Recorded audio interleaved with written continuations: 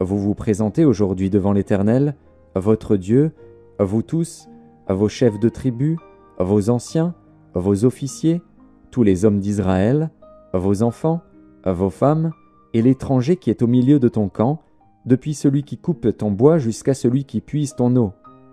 Tu te présentes pour entrer dans l'alliance de l'Éternel, ton Dieu, dans cette alliance contractée avec serment, et que l'Éternel, ton Dieu, traite en ce jour avec toi, afin de t'établir aujourd'hui pour son peuple et d'être lui-même ton Dieu, comme il te l'a dit, et comme il l'a juré à tes pères, Abraham, Isaac et Jacob.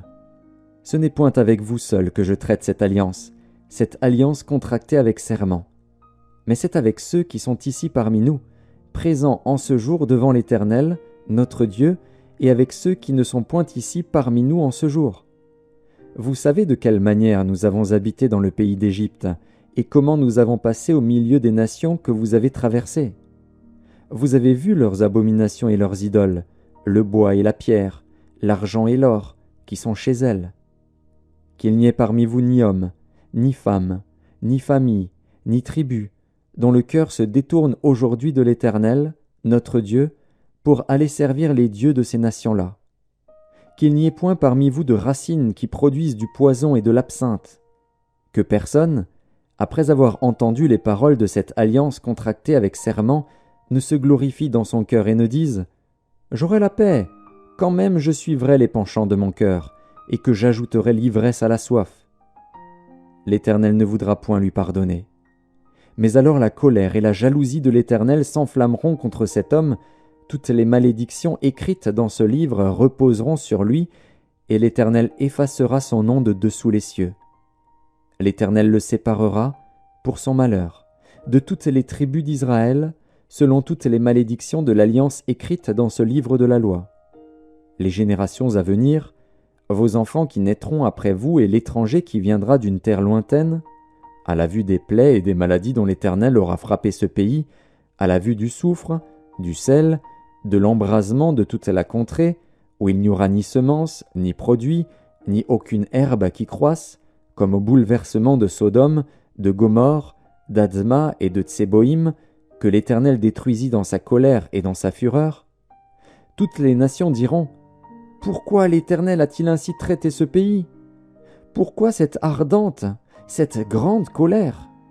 Et l'on répondra « C'est parce qu'ils ont abandonné l'alliance contractée avec eux par l'Éternel, le Dieu de leur père, lorsqu'il les fit sortir du pays d'Égypte.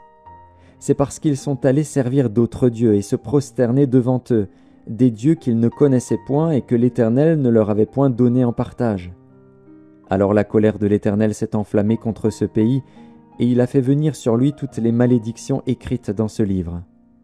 L'Éternel les a arrachés de leur pays avec colère, avec fureur, avec une grande indignation, et il les a jetés sur un autre pays, comme on le voit aujourd'hui.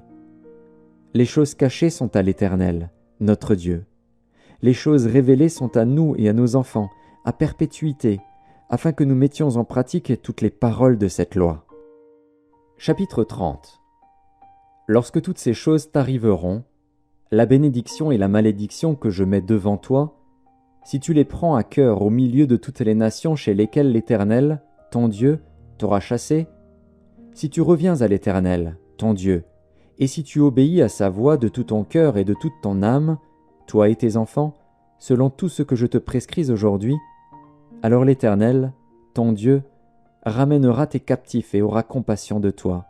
Il te rassemblera encore du milieu de tous les peuples chez lesquels l'Éternel, ton Dieu, t'aura dispersé. Quand tu serais exilé à l'autre extrémité du ciel, l'Éternel, ton Dieu, te rassemblera de là, et c'est là qu'il t'ira chercher. L'Éternel, ton Dieu, te ramènera dans le pays que possédaient tes pères, et tu le posséderas. Il te fera du bien, et te rendra plus nombreux que tes pères. L'Éternel, ton Dieu, circoncira ton cœur et le cœur de ta postérité, et tu aimeras l'Éternel, ton Dieu, de tout ton cœur et de toute ton âme, afin que tu vives.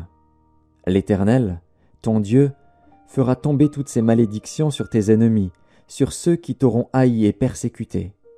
Et toi, tu reviendras à l'Éternel, tu obéiras à sa voix, et tu mettras en pratique tous ces commandements que je te prescris aujourd'hui. L'Éternel, ton Dieu, te comblera de bien en faisant prospérer tout le travail de tes mains, le fruit de tes entrailles, le fruit de tes troupeaux et le fruit de ton sol.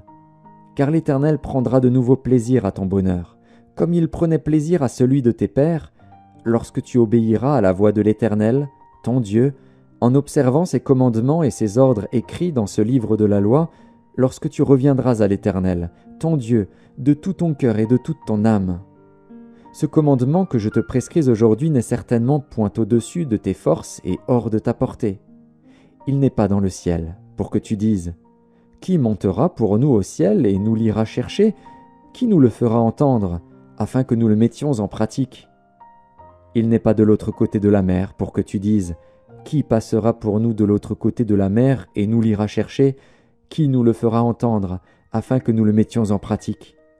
C'est une chose, au contraire, qui est tout près de toi, dans ta bouche et dans ton cœur, afin que tu la mettes en pratique. Vois, je mets aujourd'hui devant toi la vie et le bien, la mort et le mal. Car je te prescris aujourd'hui d'aimer l'Éternel, ton Dieu, de marcher dans ses voies et d'observer ses commandements, ses lois et ses ordonnances, afin que tu vives et que tu multiplies, et que l'Éternel, ton Dieu, te bénisse dans le pays dont tu vas entrer en possession.